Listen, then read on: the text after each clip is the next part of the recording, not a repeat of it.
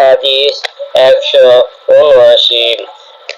আসমা বিনতে আবু বকর রাদিয়াল্লাহু আনহু থেকে বর্ণিত, তিনি বলেছেন, আমি রাসূলুল্লাহ সাল্লাল্লাহু আলাইহি ওয়াসাল্লামের স্ত্রী ও আমার বোন আয়েশার নিকট আসলাম।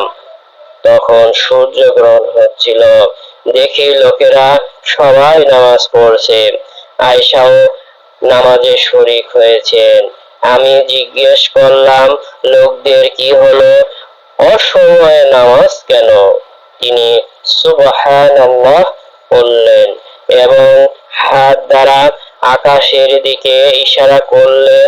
আমি বললাম, এই সূর্যগ্রহণ কি কোনো নিশানি, আজাব, না অন্য কিছুর? তিনি আমাকে ইতিবাচক ইঙ্গিত দিলেন। কাজে আমিও নামাজে দাঁড়ালাম। দাঁড়াতে দাঁড়াতে আমার মাথায় চক্কর এসে গেল। আমি নিজের মাথায় পানি ঢালতে লাগলাম। রাসূলুল্লাহ সাল্লাল্লাহু আলাইহি ওয়াসাল্লাম নামাজ শেষে আল্লাহর প্রশংসা ইত্যাদি করার পর বললেন, যেসব বস্তু আমি এ পর্যন্ত দেখিনি সেসব আমাকে এই স্থানে দাঁড়ানো অবস্থায় দেখানো হয়েছে, এমনকি জান্নাত ও জাহান্নাম পর্যন্ত। অবশ্য আমাকে ওহী দ্বারা খবর দেওয়া হয়েছে যে তোমরা কবরের মধ্যে পরীক্ষার সম্মুখীন হবে দাজ্জালের মতো অথবা তার কাছাকাছি পরীক্ষার। বর্ণনাকারী বলেন, আমি জানি না মতো বা কাছাকাছি এর মধ্যে কোন শব্দটি আসমা বলেছিলেন।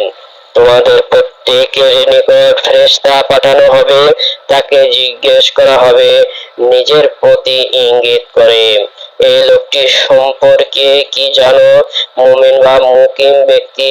বর্ণনাকারী বলেন, এই দুটির মধ্যে কোন শব্দটি আসমা বলেছিলেন তা আমার মনে নেই। বলবে তিনি মুহাম্মদ আল্লাহর রাসূল, তিনি আমাদের নিকট আল্লাহর হুকুম ও হেদায়াত এনেছিলেন। তার ডাকে আমরা সাড়া দিয়েছিলাম, তার উপর ঈমান এনেছিলাম, তার আনুগত্য করেছিলাম। তখন সে মৃত ব্যক্তিকে বলা হবে, আরামে শুয়ে থাকো, প্রকৃতপক্ষে তুমি তার উপর ঈমান এনেছিলে।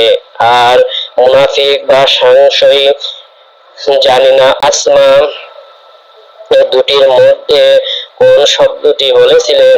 মৃত ব্যক্তিকে এরূপ জিজ্ঞাসা করা হলে সে বলবে, আমি কিছু জানি না। অন্যান্য লোকদেরকে যেরূপ বলতে শুনেছিলাম আমিও তদ্রূপ বলেছিলাম।